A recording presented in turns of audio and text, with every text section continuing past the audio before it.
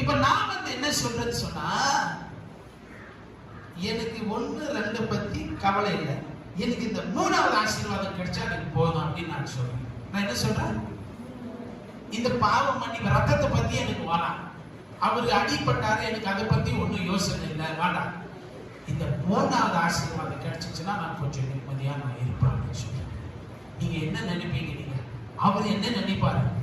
நான் உங்களுக்காக ரத்தத்தையே சிந்தி ஜீவனை கொடுத்து எல்லாத்தையும் நான் செஞ்சு வச்சிருக்கிறேன்னு, நீ அதை பத்தி அங்கதானே தாய்க்கும் குழந்தைக்கு இருக்கிற தொப்புள் கொடி உறவு மாதிரி அந்த கல்வாரி ரத்தம் வெளியேறப்பட்ட ரத்தத்துல இருந்துதான் அது ஆரம்பிக்குது. அது அந்த ரத்தத்துக்குரிய அந்த மகிமையை கணத்தையை நான் உணராம அனுபவிக்காம பெற்றுக்கொள்ளாம எனக்கு இதெல்லாம் கிடைக்கிறதுக்கு வாய்ப்பே இல்லை.